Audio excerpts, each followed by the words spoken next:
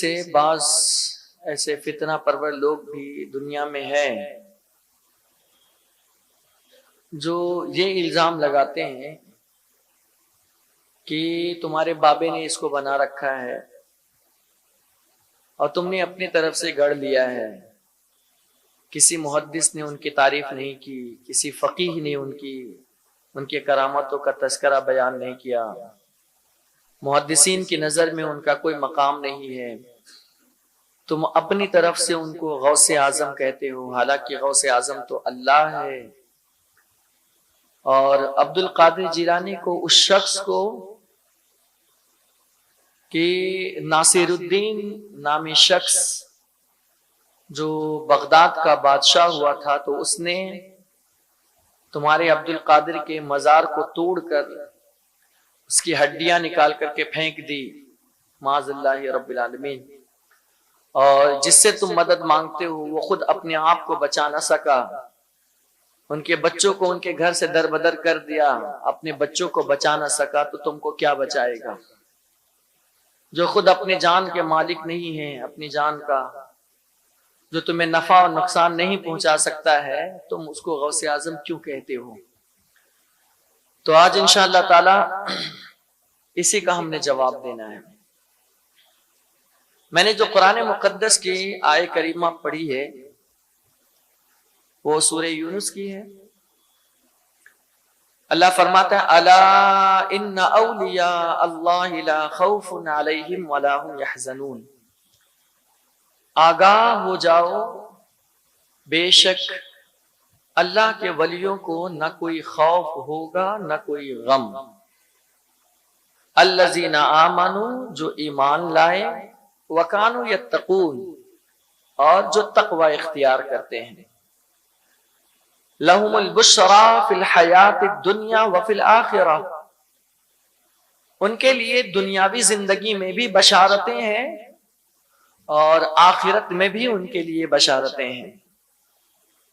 لا تبدیل لکلمات اللہ، اللہ کے کلمات میں، اللہ کے فیصلے میں کوئی تبدیلی نہیں ہے. ذالک هو الفوز العظیم، اور یہی سب سے بڑی کامیابی ہے.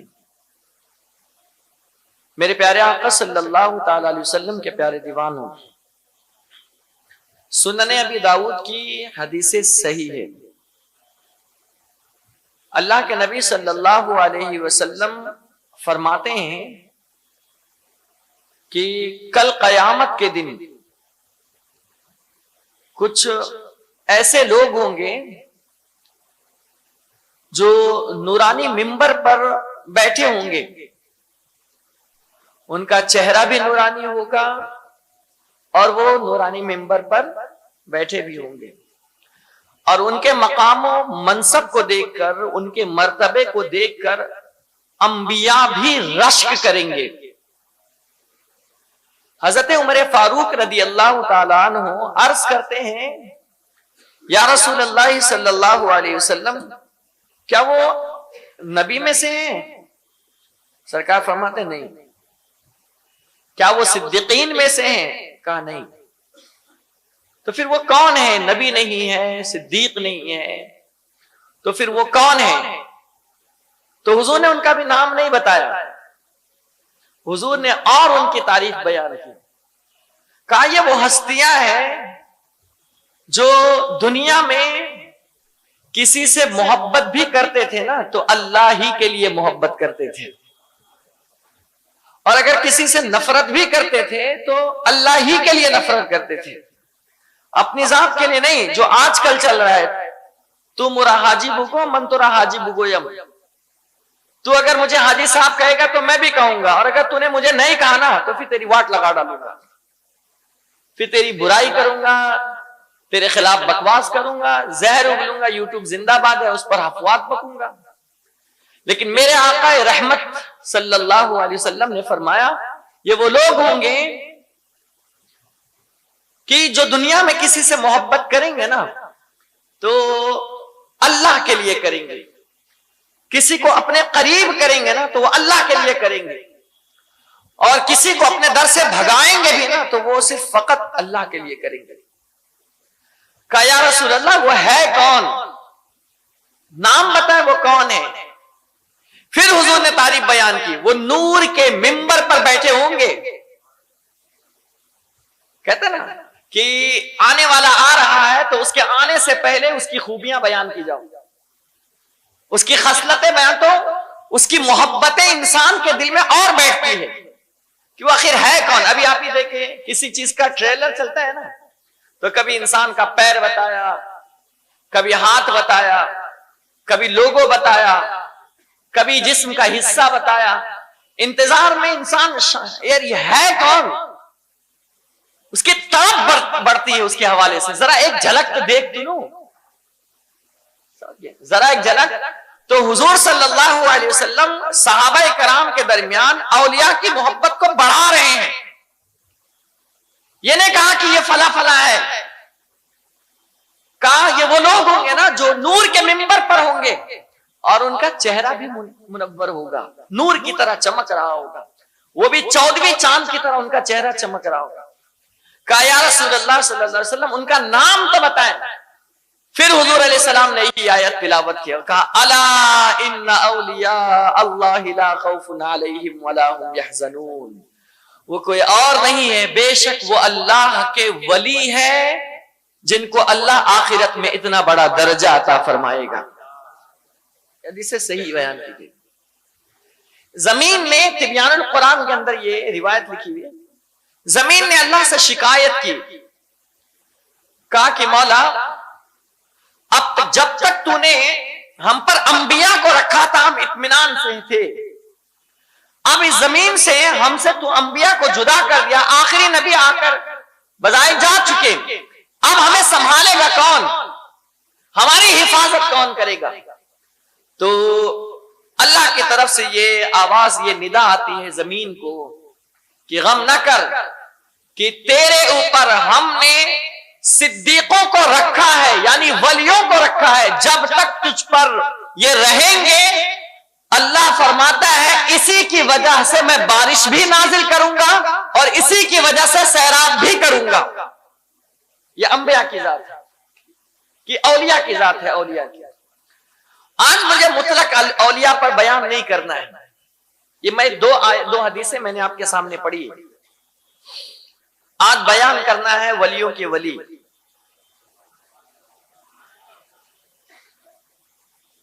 محبوب یزدانی، پیران پیر، روشن ضمیر، شیخ عبد القادر جیلانی محی الدین،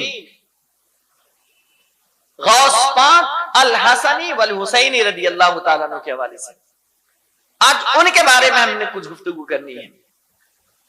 غوث پاک رضی اللہ تعالیٰ عنہ شہر گیلان یا جیلان میں پیدا ہوئے، جو ایران کی سرزمین پر یہ علاقہ ایک چھوٹا سا علاقہ تھا.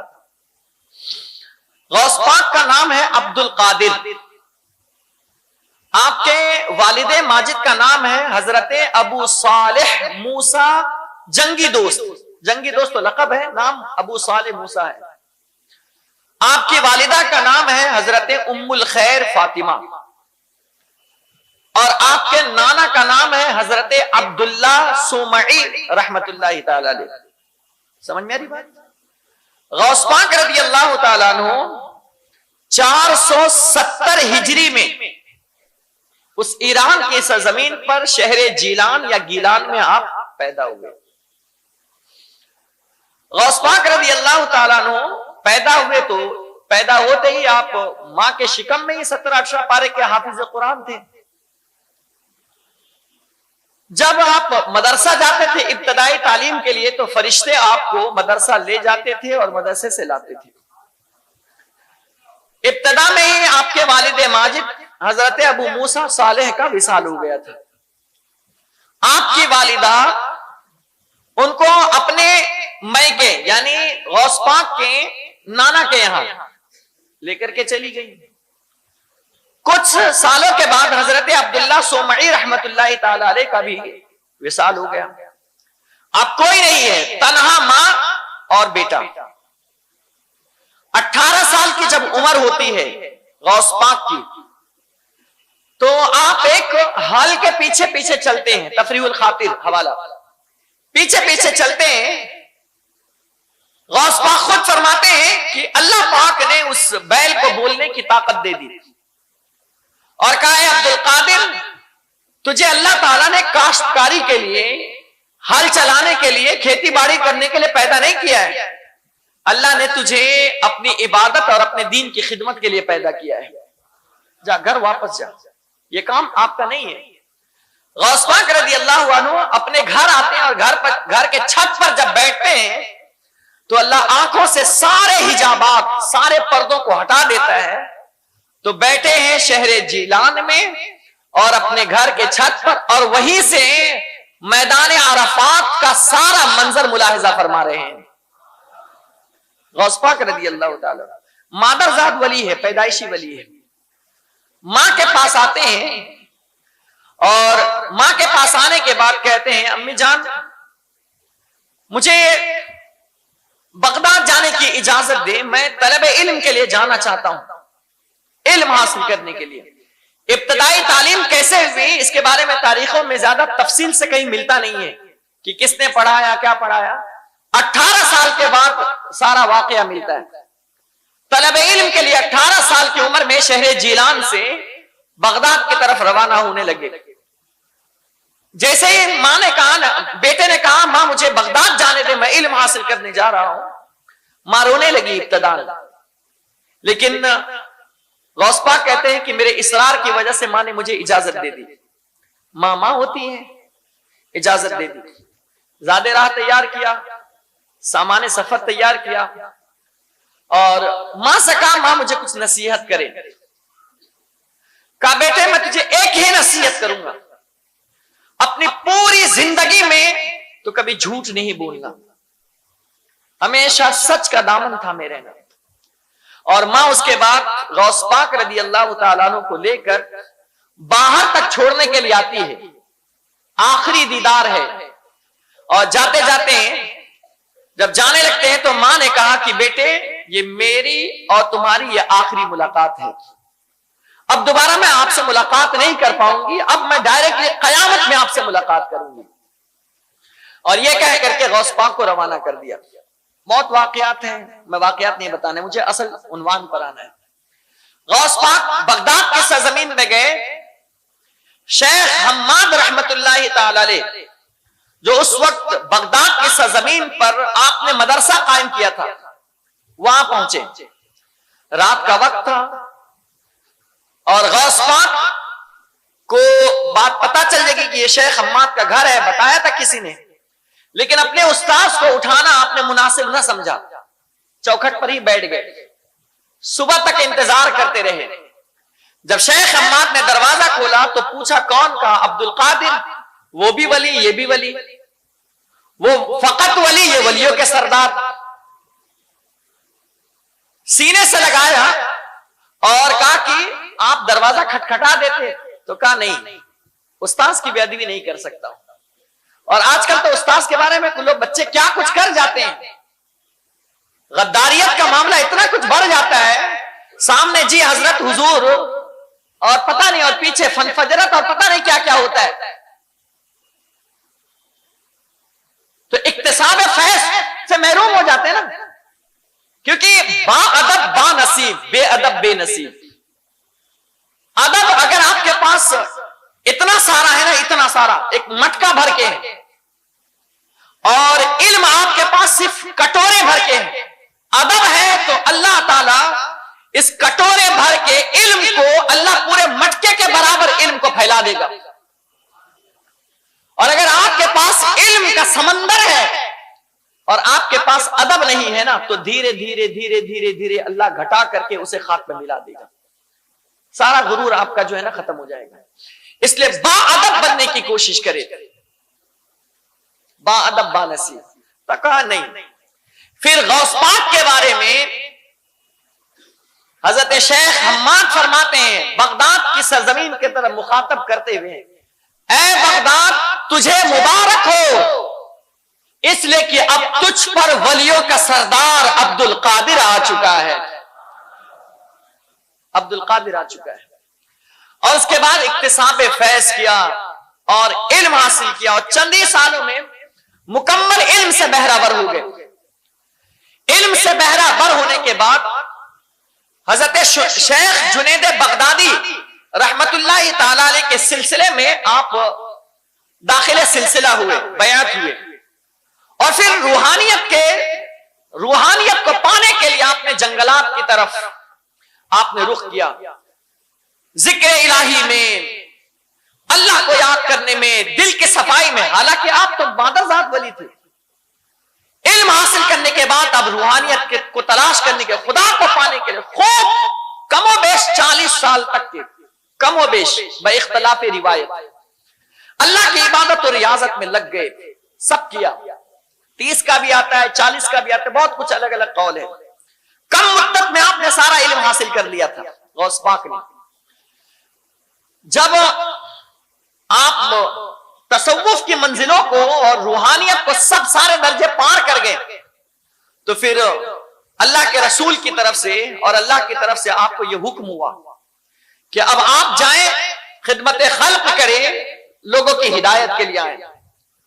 तो फिर आप जंगलों से निकलकर फिर आप शहर में आते हैं, और शहर में आने के बाद अब आप पढ़ाना शुरू करते हैं। अब यहां से मैं असल उन्वान पर आ रहा हूं। मैंने एक नक्शा खींचा था, और जिस मदरसे में शेख हम्माद पढ़ाते थे, उसी मदरसे में गौस पाक रज़ी अल्लाह ताला अन्हु के पढ़ाने की तकर्रुरी हुई, और आपने पढ़ाना शुरू किया। और तकरीबन उस वक्त आपकी उम्र 51 साल थी। कितने साल? 51। और आप अभी तक बयान नहीं किए। या रुक कर एक नसीहत और भी कर दूं, चुभती हुई नसीहत। 51 साल उम्र हो गई, पहले पढ़ा, रूहानियत पाई, इल्म कलाम, इल्म फलसफा, इल्म मंतिक, हर तरह के उलूम से आप बहरावर हुए, और 51 साल के उम्र के बाद आपने बयान करना शुरू किया। पहले आपने पढ़ा, पहले आपने सीखा, पहले आपने अपने सीने को इल्म से मुज़य्यन किया, पहले अपनी जबान को, अपने दिमाग को, अपने वजूद को इल्म से भरा, तब मैदान खिताबत में उतरे, तब मैदान खिताबत में उतरे। और हमारा हाल क्या है? अज़हर मिन अश-शम्स है। सब जाहिर है कि हम कितना पढ़ते हैं और क्या कुछ करते हैं। मैं मुखालिफ नहीं हूं, आप करें, दीन का काम करें, लेकिन गौस के चाहने वाले हो ना, तो गौस पाक की सीरत पर अमल करने की कोशिश भी करें। 51 साल के बाद आपने बयान शुरू किया। और पता है आपको भी कभी मायूस नहीं होना चाहिए कि आपके बयान में या आपके दर्स में चंद ही लोग बैठते हैं। गौस पाक की मजलिस में जब बयान की इब्तिदा की ना, तो शुरुआत में 2-3 ही लोग बैठते थे। किसकी मजलिस में? गौस पाक की मजलिस में सिर्फ 2-3 लोग बैठते थे। और हमारे यहां क्या है कि जब तक स्टेज ना लगे, हुजूम ना हो, मजमा ना हो, तो मैं बयान ही करने नहीं जाऊंगा। इतने कम में मैं बयान करूं? नहीं। अगर आपकी जात से एक आदमी भी सुधर गया ना, तो वो आपके लिए सदक़े जारिया हो जाएगा। सिखाओ, पढ़ाओ, लेकिन पहले आप पढ़ो। गौस पाक ने 51 साल तक के आपने पढ़ाई करी है, अल्लाह उसके रसूल के दीन को सीखा है, अपने सीने को नूर इलाही से मुज़य्यन किया है, फिर मैदान खिताबत में और मैदान तदरीस में उतरे हैं। और शुरुआत में 2-3 लोग थे, फिर धीरे धीरे मजलिस भरी, मस्जिद भरी, फिर मस्जिद कम पड़ गई, फिर आगे मैदान में गए, और होते होते होते होते आपकी मजलिस में 70 हजार लोग आकर के बैठते थे बयान सुनने के लिए। इब्तिदा ऐसे होती है। आज जो वर्ल्ड वाइड तहरीक है हमारे अमीर, हमारे कायद ने शुरुआत चंद लोगों से की थी।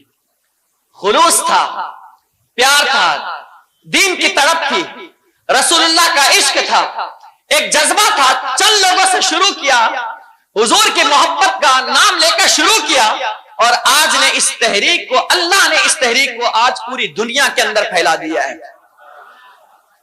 यह खुलूस की बरकत है। पहले पढ़ना होगा आपको, अपने सीने को रसूलुल्लाह के इश्क से भरना होगा, तब आपको कामयाबी खुद ब खुद मिलेगी। ورنہ پہلے ہی دن سے فرسٹ ڈے سے آپ سوچو گے نا کہ میں خطیب اعظم بن جاؤں، مقرر اعظم بن جاؤ، مفسر اعظم بن جاؤ، تو آپ سے بڑھ کر پاگل اور کوئی دوسرا نہیں ہو سکتا ہے. یہ آپ سمجھ لیں. پھر غوث پاک رضی اللہ عنہ آتے ہیں شیخ حماد کے مدرسے میں، اور آپ نے تعلیم کا آغاز کیا، پڑھانا شروع کیا. غوث پاک رضی اللہ تعالیٰ عنہ اپنے مدرسے میں جب پڑھاتے تھے نا، وہ ایک دو علم پر نہیں، 13 علوم، 13 طرح کا علم جو ہے اپنے شاگردوں کو پڑھاتے تھے. کتنی طرح کا علم؟ 13 طرح کا علم اپنے شاگردوں کو پڑھاتے تھے. لوگ کہتے ہیں غوث پاک کو وہ تو صرف بابا تھے. کیا کہنا؟ صرف بابا تھے، کیا آتا جاتا تھا؟ نادان، تجھے کیا پتا ہے کہ غوث پاک کو کیا؟ تجھے صرف کسی عربی کا ترجمہ کسی نے کر دیا ہے، وہ ترجمہ پڑھ کر کے تو اپنے آپ کو محدث اعظم سمجھتا ہے. اور جو غوث اپنے مدرسے میں، اپنے درسگاہ میں ایک دو نہیں بلکہ 13 طرح کا علم جو ہے نا اپنے شاگردوں کو پڑھاتے تھے. اور ہر سال آپ کے مدرسے سے ایک دو بچے نہیں، 3-3 ہزار بچے عالم ہو کر کے فارغ ہوتے تھے غوث پاک کے مدرسے سے.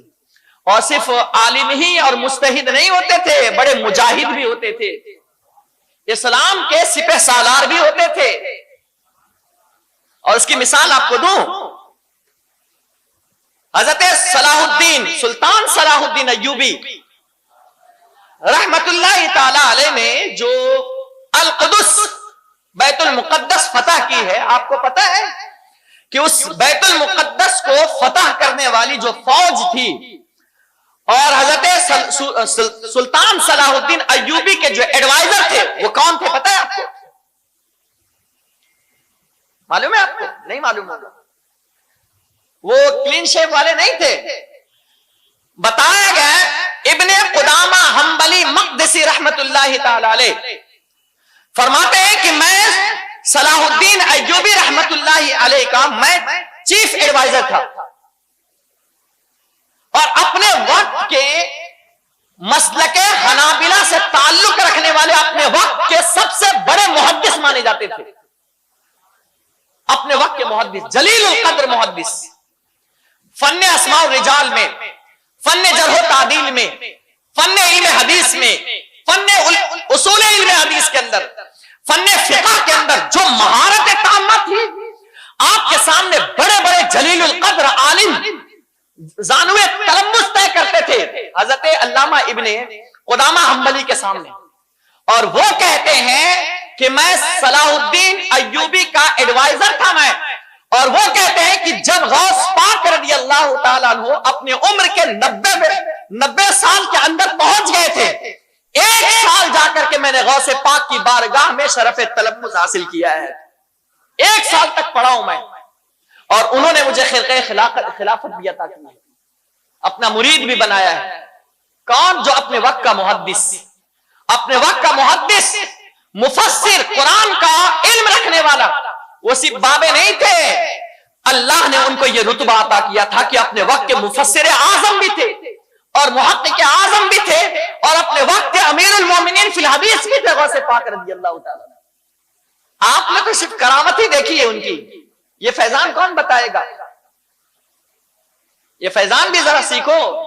اور جتنے لوگ تھے نا، صلاح الدین ایوبی رحمت اللہ تعالی علیہ کے والد ماجد کو میرے غوث پاک نے پہلے ہی بشارت دے دی تھی کہ تمہارے نسل سے، تمہارے بیٹے کے ذریعے سے اللہ پاک بیت المقدس کو فتح یابی عطا فرمائے گا.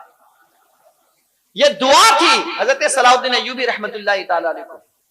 اور انہوں نے جو فتح کیا، اس فوج میں جتنے لوگ تھے اس میں آدھے سے زیادہ لوگ حضرت غوث پاک کے شاگرد رشید تھے.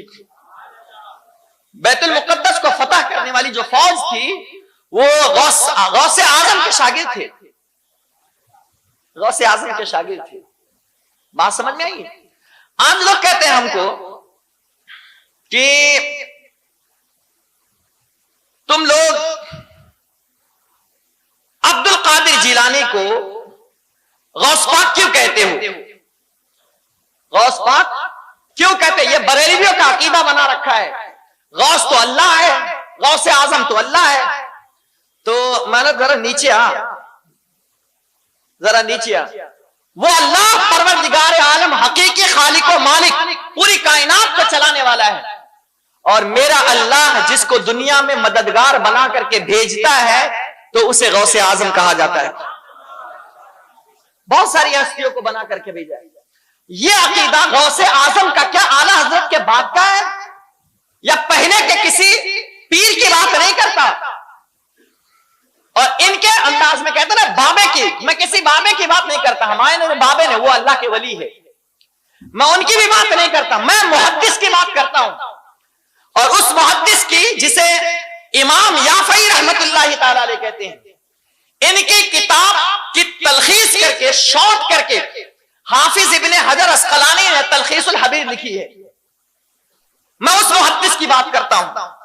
علامہ یافعی رحمت اللہ تعالی علیہ سیدنا غوث اعظم رضی اللہ تعالی عنہ کے حوالے سے امام یافعی شعر میں اس انداز میں غوث پاک کی بارگاہ میں خراج عقیدت پیش کرتے ہیں۔ کیا کہا امام یافعی محدث جلیل نے؟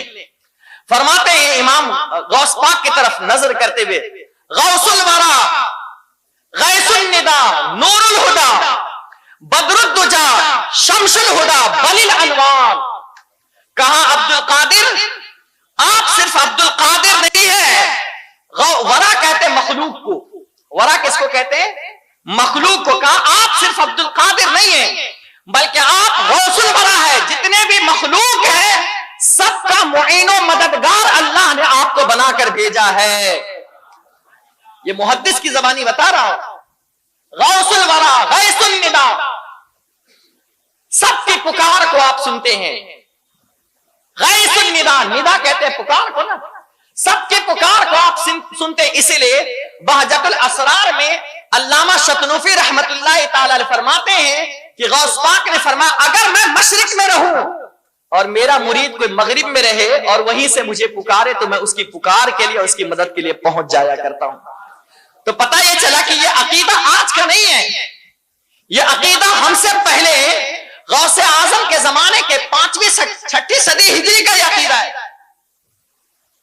یہ 6ٹھی اور 7ویں صدی ہجری کا عقیدہ بتا رہا ہوں، یہ اسی زمانے کا ہے۔ یہ اعلیٰ حضرت تو ابھی کے ہیں نا، 13ویں صدی کے بعد کے ہیں، اور یہ اعلیٰ حضرت سے پہلے محدث کا عقیدہ بتا رہا ہوں، علامہ یافعی رحمت اللہ تعالی، کیونکہ حافظ ابن حجر اسقلانی 9ویں صدی کے یا 8ویں صدی کے ہیں، ان سے پہلے 7ویں یا 8ویں کے علامہ یافعی ہے۔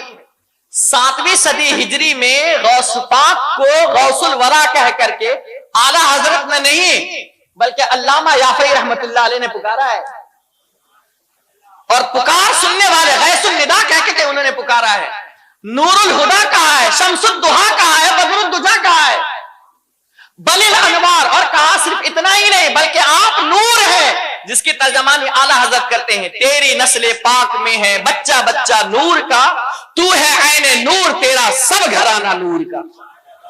اس لیے کہ غوث پاک جو ہے نا حسنی اور حسینی دونوں سید ہے، باپ کی طرف سے امام حسن سے اور ماں کی طرف سے امام حسین سے ہے، نجیب الطرفین ہے، مجمع البحرین ہے۔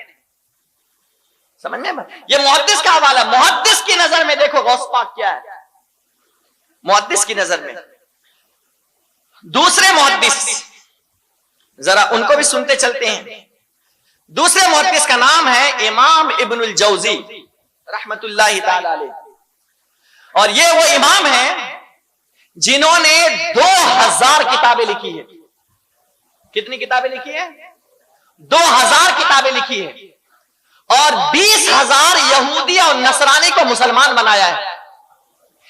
1 لاکھ گناہگار لوگوں کو جو راہ راست سے بھڑ گئے تھے، کوئی شرابی تھا، کوئی جواری تھا، کوئی زانی تھا، کوئی بدکار تھا، کوئی عیاش تھا، 1 لاکھ لوگوں کو ان سب کو توبہ کرا کر کے صراط مستقیم پر گامزن کیے ہیں۔ اور خود فرماتے ہیں رسول پاک کی کوئی ایسی حدیث ہے ہی نہیں جو مجھے یاد نہ ہو، میں رسول پاک کی ہر حدیث کو جانتا ہوں۔ اب ذرا اس محدث کی بارگاہ میں ذرا چلتے ہیں کہ آپ کا کیا نظریہ ہے غوث پاک کی بارگاہ میں۔ محدث ہے، کسی صوفی یا کسی بزرگ کے بارے میں نہیں کہہ رہا ہوں، محدث کی بات کر رہا ہوں۔ جنہوں نے 2000 کتابیں لکھی ہے. یہ صوفیہ کی جماعت سے نہیں بلکہ علم حدیث کے ماہرین میں سے ایک ہے. تنقید کرنے میں جو ماہر تھے، آپ کا کوئی ثانی نہیں تھا اس زمانے میں، کسی کو نہیں بخشتے تھے. جلالی بزرگ تھے، جلالی محدث، اور علم کا جلال تو ویسے بھی چھلکتا ہے. تو غوث پاک کے ایک شاگرد تھے، ان کو بار بار کہتے تھے کہ اللہ پاک نے آپ کو اتنا سارا علم دیا ہے، ذرا ایک بار میرے پیر صاحب کے پاس بھی تو چلے نا. کہا نہیں، مجھے کسی کی ضرورت نہیں ہے، میرے پاس بہت کچھ ہے. پھر آتے اصرار کرتے، حضرت ایک بات چلے تو صحیح. بار بار اصرار کیا، بار بار اصرار کیا. تو ایک دن امام ابن الجوزی نے کہا ٹھیک ہے چلو، اگر تم کہہ ہی رہے ہو نا تو ذرا آ کے دیکھ لیتے ہیں کون ہے تمہارے پیر صاحب اور کیا ہے تمہارے رتبہ تمہارے پیر صاحب کا. چلتے ہیں. اور آئے، ان کو لے کر کسی طرح منع کر. پتا تھا نا غوث پاک کے مرید کو کہ ایک بار جائیں گے تو سمجھ میں آ جائے گا کہ کیا ہے. وہ آئے اور اس وقت غوث اعظم رضی اللہ عنہ کی محفل سجی ہوئی تھی اور قرآن پاک کی تفسیر چل رہی تھی. سورہ فاتحہ کی تفسیر شروع کی اور امام ابن الجوزی جو تھے وہ سب سے آگے جا کر بیٹھتے ہیں مجلس میں. علم کا اپنا ایک غرور ہوتا ہے. دیکھو کبھی کبھی یہ علم بہت فائدے مند بھی ہوتا ہے اور کبھی کبھی یہ علم جو ہے نا آپ کو ہلاک بھی کر دیتا ہے. یہ سمجھ لیجیے گا. اس لیے حضور علیہ السلام دعا سکھائے ہیں، اے اللہ ہمیں ایسا علم نہ دینا، ایسے علم سے ہم پناہ مانگتے ہیں جو ہمیں نفع نہ دے. اور دعا کرو تو اللہم انی اسألک علما نافعا، علم نافع عطا کر، ورنہ علم نافع نہ ملے گا نا تو ابن تیمیہ کی طرح بھٹک جاؤ گے. علم نافع نہ ملے گا نا تو علم ہونے کے بعد شیطان کی طرح برباد ہو جاؤ گے. علم نافع نہیں ملے گا نا تو اشرف علی تھانوی کی طرح آپ کہاں جا کر کے گرو گے پتا نہیں ہے. علم نافع نہیں ملا تو تم گستاخ رسول کے منزل میں پہنچ جاؤ گے. جیسے آج بعض گستاخ جو ہے علم نافع نہ ہونے کی وجہ سے صحابی رسول پر طعن و تشنیع کرتے ہیں. علم نافع مانگا کرو. تو بہرحال علامہ ابن الجوزی سب سے آگے صف میں جا کر بیٹھ گئے. اب غوث پاک نے تفسیر شروع کی. اچھا، اس واقعے کو جو میں بیان کر رہا ہوں اس کو کئی محدثین نے بیان کیا ہے. حافظ ابن حجر اسقلانی رحمت اللہ تعالی علیہ نے بھی بیان کیا ہے اور امام ابن الجوزی نے خود صاحب صفوت الصفوف کے اندر اس کے اندر بھی بیان کیا ہے. کئی جگہ پر اس کو بیان کیا گیا. امام ذہبی نے سیر و اعلام النبلاء کے اندر بیان کیا ہے. بہت وثوق سے دلیل سے حوالے دے رہا ہوں آپ کو. بیٹھ گئے اور اس کے بعد پھر شروع کیا تفسیر. اور اس مجلس میں جس وقت گئے تھے اس وقت 70,000 کی محفل لگی ہوئی تھی اور آپ کی مجلس میں بیٹھنے والے صرف عوام نہیں ہوتے تھے، بڑے بڑے محدث، بڑے بڑے مفسر، بڑے بڑے اللہ کے ولی غوث پاک کی محفل میں بیٹھے تھے. ابن الجوزی سب سے آگے آ کر کے بیٹھ گئے اور غوث پاک نے ایک مجلس میں قرآن کی ایک آیت کی تفسیر بیان کی. اسی آیت کی تو امام ابن الجوزی محفل میں سر ہلاتے ہوئے کہتے مجھے پتا ہے. دوسری تفسیر کی کہا پتا ہے، تیسری تفسیر کی کہا پتا ہے، چوتھی کی پتا ہے، پانچویں کی پتا ہے، 11ویں کی پتا ہے، 11 تک پتا ہے، 12ویں کی تو آنکھیں پھٹی کی پھٹی رہ گئی، یہ بھی ہے، 13ویں کی یہ بھی ہے، 14ویں کی یہ بھی ہے، 15ویں کی یہ بھی ہے. اور کرتے کرتے غوث پاک نے 40 تفسیریں ایک آیت کی بیان کر دی. آج تو ترجمہ دیکھ کر اپنے آپ کو امام بخاری سے کم نہیں سمجھتے ہیں اور نہ جانے کس کس طرح طعن و تشنیع کرتے ہیں. یہ غوث پاک کی شان ہے. آ جاؤ قدموں میں، غوث کے قدموں میں، ان کا فیضان ملے گا تو یقیناً تم بھی محدث بن جاؤ گے. سمجھ لو، ان کا فیضان مل گیا تو، ورنہ خباثت نہیں پڑے رہ جاؤ گے. جب یہ بیان کیا نا تو آپ حیران ہو گئے کہ اس کے علاوہ بھی تفسیریں. اور اس کے بعد اللہ اکبر یہ کہا، الآن غوث پاک نے الآن نرجع من القال الى الحال.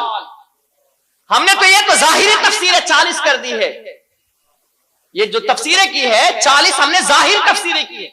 اب آتے ہیں قال سے حال کی طرف. قال مطلب کہنا، حال مطلب روحانیت. اب ہم ذرا آپ کو روحانیت والی تفسیر بتاتے ہیں. اور جب آپ نے پہلی تفسیر بتائی، غوث پاک نے ایک تفسیر بیان کی، تو پورا مجمع چیخ پکار سے بلک پڑا، کتنے لوگ بے ہوش ہو گئے. وہی امام ابن الجوزی جو کہہ رہے تھے مجھے پتا ہے حال کی جب تفسیر بیان کی تو علامہ ابن الجوزی نے اپنے کپڑے کو پھاڑ ڈالے. اب پتا چلا وفوق کل ذی علم علیم، ہر علم والے کے اوپر ایک علم والا ہوتا ہے، اور وہ شان اللہ نے ہم ولیوں میں اور ہم محدثوں میں غوث اعظم کو عطا کی ہے. یہ غوث اعظم کی شان ہے. محدثین کی نظر میں بتا رہا ہوں آپ کو، غوث پاک رضی اللہ تعالیٰ عنہ کی شان ہے. یہ تو اپنے گھر سے میں نے حوالہ دیا، ذرا بغل والے کے بھی گھر سے حوالہ دے دوں. ابن تیمیہ صاحب سے، ابن تیمیہ سے بھی حوالہ دیتا ہوں آپ کو. ابن تیمیہ وہ محدث ہے، وہ پہلے تھا محدث، بعد میں محدث بن گیا. کہتا نا شروع میں علم آتا ہے اور علم پر غرور آ جاتا ہے تو انسان تباہ ہو جاتا ہے. یہی حال اس کا ہوا ہے. ابتدا میں اس کی تاریخیں پڑھو گے نا تو ایسا ذہین، ایسا فتین، ایسا لاجواب علم کہ اس پورے علاقے میں اس کا کوئی ثانی نہیں تھا.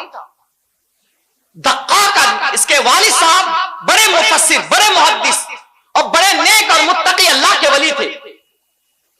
کہتے ہیں ولی کے گھر میں شیطان پیدا ہو جاتا ہے، یہ حال ہوا یہاں پہ. اور یہ بھی شروعات میں علم کا دریا بہتا تھا اس کے پاس، ایسا تھا. لیکن کبھی کبھی علم جو ہے نا انسان کو نقصان کر جاتا ہے. آج کے دور میں بھی بعض لوگوں کو تھوڑا سا علم آ گیا نا تو اب داڑھی کٹا کر کے جو ہے نا کہتے ہم سب سے بڑے محدث ہے، اور کہتے ہم مجتہد ہے، ہم اور مجتہد سے بڑھ کر اب مجدد ہو گئے ہیں، اور پتہ نہیں کیا کیا بن گیا. علم کے غرور نے، انا نے ان کو فنا کر دیا ہے. ورنہ ایک زمانہ تھا کہ ایسے لوگوں کی تقریریں ہر گھر میں چلتی تھی. اس کے رسول پر جب کلام کرے تو لوگ شوق سے سنتے تھے. لیکن آج حالت یہ ہے کہ گنتے کے چنندہ آدمی کے علاوہ کوئی ان کی محفل میں بیٹھتا نہیں ہے جو ان کا للو پنجو. انا نے فنا کر دیا ہے ان کو. تو جب علم سے ٹکراؤ گے نا اور رسول اللہ کی شریعت سے ٹکراؤ گے، تمہارے پاس کچھ بھی ہو فنا ہو جاؤ گے. اس لیے کبھی غرور نہیں کرنا، نہ علم پر، نہ دولت پر، نہ تقوی پر، نہ شہرت پر، نہ عزت پر، کچھ نہیں. حضرت جبریل علیہ السلام ہمیشہ حجر اسود کے بغل میں جو دروازہ ہے وہیں پر کھڑے ہو کر خانہ کعبہ کو ہاتھ لگا کر ایک ہی دعا کرتے ہیں، ایک ہی، یا واجدو یا ماجدو لم یزل عنی نعمتا انعمتها علی، کہ اے پروردگار عالم، جو نعمت، جو مقام، جو رتبہ جو تو نے مجھے تمام فرشتوں میں عطا کیا ہے نا مولا، یہ نعمت مجھ سے کبھی نہیں چھیننا، یہ نعمت مجھ سے کبھی ضائع نہیں کرنا. اس لیے کہ اللہ جب کسی سے ناراض ہو جاتا ہے تو بڑے بڑے کو نیچے گرا دیتا ہے، پھر وہ دیکھتا نہیں کہ وہ کیا ہے، اس کی حیثیت کیا ہے. اس لیے کبھی ابھی اپنے مرتبے، اپنے علم پر کبھی غرور نہیں کرنا. ابن تیمیہ کا یہی حال ہوا. یہی وہ شخص ہے جس نے سب سے پہلے رسول اللہ کی بارگاہ میں وسیلہ ماننے کا انکار کیا تھا. یہی وہ شخص ہے جس نے سب سے پہلے حضور کی بارگاہ میں مدد مانگنے کو، غیر اللہ سے مدد مانگنے کو شرک کہا تھا. یہی وہ شخص ہے سب سے پہلے جس نے شفاعت کے حوالے سے انکار کیا تھا، اور اس کا خمیازہ اسے یہ بھگتنا پڑا تھا کہ پورے اس شہر میں گدھے پر بٹھا کر اس کے چہرے پر کالک لگا کر کے اسے مارا گیا تھا اور اس کے جیل میں بند کر دیا گیا تھا. یہ پہلا شخص ہے اس اسلام میں، یہ فتین شخص. ورنہ اس کے ابتدائی دور کے حالات دیکھو، یہ غوث پاک سے بڑی عقیدت رکھتا تھا، اور اس نے غوث پاک رضی اللہ تعالیٰ عنہ کی شان میں اس نے 2 جلدوں میں کتابیں لکھی ہے. یہ سلسلے قادریہ سے تعلق رکھتا تھا یہ شخص، یہ ایسا تھا. اور کیا کہتا تھا پتہ ہے آپ کو؟ جب کسی اور کا نام لیتا نا، کسی اور بزرگ کا یا کسی اور محدث کا، تو صرف اتنا کہہ دیتا تھا قال الحارث المحاسبی. کبھی کہہ دیتا تھا اللہ اکبر، کبھی اس کے کہتا تھا نقل ابو القریش، نقل ابو القاسم القشیری، نقل ابو عبد الرحمن، یہ سب جملے استعمال کر لیتا تھا بس. لیکن جب غوث پاک کا نام لیتا تھا نا تو صرف نام نہیں لیتا تھا، کہتا تھا قال قطب العارفین. ابن تیمیہ کے گھر سے حوالہ دے رہا ہوں. ابن تیمیہ میرے غوث کا جب نام لیتا تھا تو پہلے کیا کہتا تھا؟ قال قطب العارفین، کہ یہ عام انسان نہیں، جو عارف ہوتے ہیں، عارف باللہ، اولیاء کرام ہوتے ہیں، ان کے قطب نے یہ بات کہی ہے۔ یہ ابن تیمیہ کے کتاب المستطاب سے یہ حوالہ میں آپ کے سامنے پڑھ رہا ہوں، 2 جلدوں میں اس نے کتاب لکھی ہوئی ہے غوث پاک کی شان میں۔ اور آج کے یہ چبدی کے شوربے جو ہے غوث پاک جی پر جو ہے نا نہ جانے کیا کیا طنز کستے ہیں، اور کہتے کوئی بابا شابا نہیں ہوتا، کسی نے قرآن کا ترجمہ لکھا ہے کیا؟ تو بتاؤ، یہ 13 علوم میں کون پڑھا رہا تھا؟ اور ایک ایک آیت کی 40 تفسیریں کون بیان کر رہا تھا؟ سن لو، جس وقت جس چیز کی ضرورت ہوتی ہے نا، اللہ کے وہ بزرگ یا وہ نبی اس دور میں وہی کام کرتے ہیں۔ جس طرح مجدد الفسانی کے دور میں اللہ کی وحدانیت کا انکار ہو رہا تھا، مجدد الفسانی نے رسالت پر کام نہیں کیا، وحدانیت پر کام کیا ہے۔ وہ اسی ضرورت کے لیے آئے تھے۔ غوث پاک جس زمانے میں آئے تھے، شیعوں کا غلغلہ تھا بغداد میں۔ شیعہ حضرات حضرت امیر معاویہ کی توہین کرتے تھے، حضرت امیر معاویہ کو کافر کہتے تھے۔ سب سے پہلے لعنت کے الفاظ بغداد کے مسجدوں میں لکھا گیا ہے، اور اس وقت جب آئے ہیں غوث پاک تو میرے حضرت امیر معاویہ کی شان بیان کر کے ان کی عظمت کو لوگوں کے سامنے اجاگر کیا، اور محی الدین کا خطاب دیا گیا ان کو، دین کو زندہ کرنے والے، دین کو زندہ کر۔ اور آج کے چبدی کے شوربے کہتے ہیں کہ معاذ اللہ وہ کافر ہے نا، ایسا ہے نا ویسا ہے۔ شرم کرو، جس غوث سے محبت کرتے ہو اس غوث کی نمک حرامی تو نہ کرو کم سے کم۔ غوث پاک رضی اللہ عنہ تقریباً 16 کتابیں لکھی ہے۔ آپ نے صرف غنیت الطالبین پر بھی اپنی سانس اٹکا لی ہے، ذرا پڑھو تو صحیح۔ اس مولوی کی سن لیے، اس کی سن لیے، اس کی سن لیے، بس ہو گیا۔ ذرا پڑھو، کتابیں اٹھاؤ، غوث پاک کی کتابیں دیکھو، تمہیں پتا چلے گا کہ غوث پاک کی کتابوں میں صرف علم نہیں ہے، علم کا سمندر بہ رہا ہے۔ وہ اپنے وقت کے محدث بھی ہے، وہ اپنے وقت کے مفسر بھی ہے، وہ اپنے وقت کے مجتہد بھی ہے حنبلی، لیکن چاروں امام کے قول پر فتویٰ دیا کرتے ہیں۔ شان ہے میرے غوث پاک رضی اللہ عنہ۔ اچھا، بعض لوگ آج ایسے بھی ہے کہ غوث پاک کو مانتے ہو، رفع الیدین نہیں کرتے تم؟ غوث پاک نے تو رفع الیدین کیا ہے، کیسے غوث کے ماننے والے ہو؟ بھیا غوث پاک میرے نبی کو زندہ مانتے تھے، تو بھی ذرا مان کے دکھا۔ غوث پاک کو مشکل کشا مانتے تھے، ذرا تو بھی مان کے دکھا۔ غوث پاک کو حاضر و ناظر مانتے تھے، ذرا تو بھی مان کے دکھا۔ غوث پاک شفاعت کرتے ہیں، ذرا تو بھی کر کے دکھا۔ غوث پاک خود کہتے ہیں وہ تو میرے رسول ہے، میں لوگوں کی مدد کرتا ہوں، یہ بھی ذرا عقیدہ رکھ کے دکھا۔ صرف رفع الیدین یاد رہ گیا کیا تجھے؟ صرف رفع الیدین یاد رہ گیا؟ یہ تو فروعی مسئلہ ہے۔ اگر کسی نے رفع الیدین نہیں بھی کیا یا کرا، یہ عمل ہے، اللہ چاہے گا تو معاف کر دے گا۔ عقیدے میں خرابی رہے گی، معاف نہیں کرے گا اللہ۔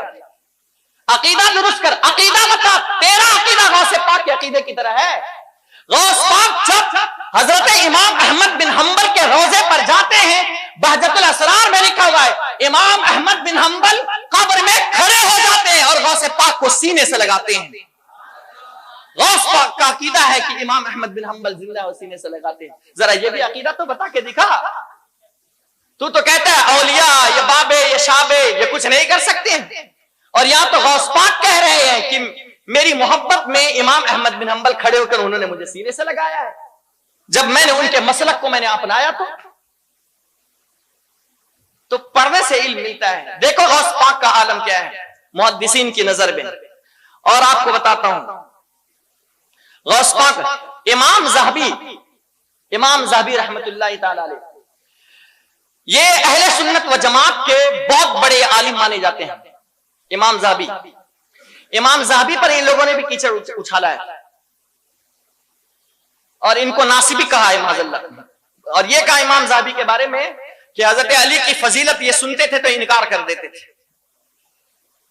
کچھ تو رحم کرو اور شرم کرو، کیسی باتیں کرتے ہو؟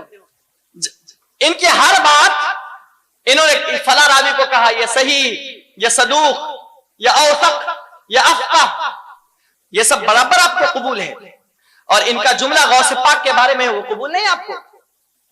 اگر آپ ان کے ان جملوں کا انکار کرتے ہو تو گویا کہ آپ جو ہے نا تمام سندوں کے اندر جو حکم لگایا گیا ہے وہ سب کا انکار کر رہے ہو. یہ تو ایسے ہی ہو گیا میٹھا میٹھا ہپ ہپ کڑوا کڑوا تھو تھو. جو بات ہم کو اچھی لگ رہی ہے ان کی وہ اپنے لے لیے, اور جو تمہارے مسلک کے خلاف بیان کیا اور صحیح بیان کیا وہ آپ کو کڑوی لگ رہی ہے, پھر الزام لگانے لگتے ہو. امام ذہبی نے سیر و اعلام النبلاء میں لکھا ہے کہ کہتے ہیں امام ابن قدامہ حنبلی مکی المقدسی فرماتے ہیں سیدنا غوث الاعظم کی کرامت جتنی تواتر سے ہم تک پہنچی ہے اور جتنی متواتر النقل ہے, ہم نے پہلے اور بعد میں آج تک روئے زمین پر کسی ولی اللہ کی کرامتوں کا اتنا تواتر ہم نے نہیں سنا جتنا ہم نے غوث پاک کی کرامتوں کے بارے میں ہم نے سنا ہے. یہ کون کہہ رہا ہے؟ محدث کہہ رہا ہے. محدث کی نظر میں سب سے زیادہ کرامت بتانے والے غوث پاک ہے, اور آج یہ چبدی کا شوربہ غوث پاک کی کرامت بلکہ غوث پاک کو ماننے سے انکار کر رہا ہے. سمجھ میں آ رہی بات؟ تو یہ ہے غوث پاک محدثین کی نظر میں, یہ شان ہے میرے غوث پاک کی, اور صوفیہ کی نظر میں کیا ہے وہ تو بات ہی الگ ہے. صوفیہ کی نظر میں کیا ہے وہ تو بات ہی الگ ہے, وہ تو رتبہ ہی سب سے جدا ہے. بلکہ میں آپ کو پڑھوں تو حیرت ہوگی, جب یہ کتاب میں پڑھ رہا تھا غوث پاک رضی اللہ تعالیٰ عنہ کے حوالے سے شریف التواریخ میں مسالک السالکین کے حوالے سے لکھا ہے کہ حضرت مخدوم گنج بخش رحمت اللہ تعالی علیہ صاحب مقامات عالیہ میں فرماتے ہیں کہ سیدنا غوث اعظم کی کرامات اور مناقب قصیرہ اس قدر ہے کہ اگر تمام زمین کے درخت کے پتے کاغذ بن جائے اور شاخیں قلم بن جائے اور تمام مخلوق زمین و آسمان کی جمع ہو کر غوث کی شان کو لکھے تو یہ تمام پتے یہ درخت سب ختم ہو جائیں گے, لیکن غوث پاک کی کرامتیں ختم نہیں ہو سکتی ہے. اتنے تواتر سے ثابت ہے. لیکن اس کا یہ مطلب نہیں ہے کہ وہ اللہ کے برابری ہو رہی ہے. قُلْ لَوْ كَانَ الْبَحْرُ مِدَادًا لِكَلِمَاتِ رَبِّي لَنَفِدَ الْبَحْرُ. یہ اللہ کی عطا سے غوث پاک کی عظمت ہے. وہ ذات الہی کی بات الگ ہے, وہ خدا ہے, یہ مخلوق خدا ہے. برابر نہ کرنا کبھی. غوث پاک کی یہ شان ہے اور غوث پاک رضی اللہ عنہ کا یہ مقام ہے. آئیے ایک آخری بات آپ کے سامنے کر کے پھر رخصت چاہوں گا, پھر انشاءاللہ ذکر اور اذکار کریں گے. ایک بزرگ گزرے ہیں, یہ بھی محدث ہے, شیخ شہاب الدین سہروردی رحمت اللہ تعالی. محدث بھی ہے, فقیہ بھی ہے, اور صوفی بزرگ بھی ہے, اور اللہ کے ولی ہے. سہروردی, اچھا میں نے اس سے پہلے آپ لوگوں کو سمجھا دیا تھا, یہ سہروردی, قادری, یہ چشتی, یہ نقشبندی, یہ اشرفی, یہ کوئی فرقہ نہیں ہے. ہاں بھیا, یہ کوئی فرقہ نہیں ہے, بلکہ جس علاقے کے بزرگ کے ہاتھ پر آپ نے ہاتھ دیا ہے نا, جس علاقے کے بزرگ کے ہاتھ پر ہاتھ دیا ہے تو اس علاقے کی طرف نسبت کرتے ہوئے وہ سہروردی ہو گئے. چشت کے علاقے کے بزرگ کے ہاتھ پر ہاتھ دیا تو آپ چشتی ہو گئے. بات سمجھ میں آ رہی ہے؟ نقش بند کے علاقے کے بزرگ کے ہاتھ پر آپ نے ہاتھ دیا تو نقش بندی ہو گئے. عبد القادر کے ہاتھ پر ہاتھ دیا تو قادری ہو گئے. یہ کوئی فرقہ نہیں ہے. بات سمجھ میں آ رہی ہے؟ ایک سلسلہ ہے اور سب کا مجمع ایک ہی غوث پاک ہے, اور غوث پاک کی اصل مولا علی مشکل کشا ہے اور سیدہ فاطمہ ہے, اور ان دونوں کی اصل رسول اللہ صلی اللہ علیہ وسلم ہے. کوئی فرقہ نہیں ہے. فرقہ ہے ہی نہیں ہماری نظر, صرف اہل سنت و جماعت, باقی سارے تو جہنمی ہیں. کلہم فی النار الا ملت واحدہ, سب کے سب جہنمی. یہ تو سواد اعظم ہے, ہم فرقے میں نہیں ہیں, ہم سواد اعظم ہیں. میرے آقا نے فرمایا اتبعوا السواد الاعظم, بڑے گروہ کی پیروی کرو. فإنه من شذ شذ فی النار, جو اس سے کٹ کر الگ ہوا اس کو اکیلے کر کے جہنم میں داخل کیا جائے گا. تو یہ سہروردی, یہ چشتی, یہ اشرفی ہے نا, یہ بزرگ کی طرف نام کرتے ہوئے سید مختوم اشرف سمنانی یہ نام کی طرف نسبت کرتے ہوئے اشرفی ہے. قادری میرے غوث پاک عبد القادر کی طرف نسبت کرتے ہوئے قادری ہے. اور حضرت خواجہ معین الدین چشتی چشت کے علاقے کے تھے تو چشتی آ گیا. کوئی سہرورد کا تھا تو سہروردی آ گیا. نظامی بنا حضرت محبوب الہی خواجہ نظام الدین اولیاء، ان کے نام کی طرف نسبت کرتے ہوئے نظامی آ گیا. حضرت صابر پاک کی طرف نسبت کرتے ہوئے صابری آ گیا. یہ سب بات سمجھ لیں، یہ سب فرقہ نہیں ہے. یہ سلسلے جس علاقے کے یا جس بزرگ کی طرف نسبت ہے ہماری، وہ اس نسبت کا نام ہے سہروردی، چشتی، نقشبندی اور ابو العلائی. یہ ساری چیزیں رضوی، اعلیٰ حضرت کی طرف نسبت کرتے ہوئے رضوی ہے. بات سمجھ میں آ گئی نا، مسئلہ حل ہو گیا. تو شیخ شہاب الدین عمر سہروردی رحمت اللہ تعالی علیہ بیان کرتے ہیں کہ میں ابتدائی عمر میں بہت ساری کتابیں میں نے پڑھ لی، اور پڑھنے کے بعد اب میرا من کر رہا تھا کہ میں علم کلام پڑھوں، علم فلسفہ پڑھوں، منطق پڑھوں، لیکن میں شک میں تھا کہ کروں تو کروں کیا کروں. امام الحرمین الجوینی کی کتاب الارشاد پڑھوں یا اپنے امام شہر ستانی کی کتاب نہایت الاقدام پڑھوں یا اپنے شیخ ابو نجیب سہروردی جو اپنے وقت کے کامل ولی میں سے ہیں ان کی کتاب پڑھوں. یہ ساری چیزیں میرے دماغ میں چل رہی تھی، کیا کروں کو ڈیسائیڈ نہیں کر پا رہا تھا. تو شیخ امام نجیب رحمت اللہ تعالی علیہ کہتے ہیں کہ ایسا کرو، ہم چلتے ہیں غوث پاک کی بارگاہ میں، ان کے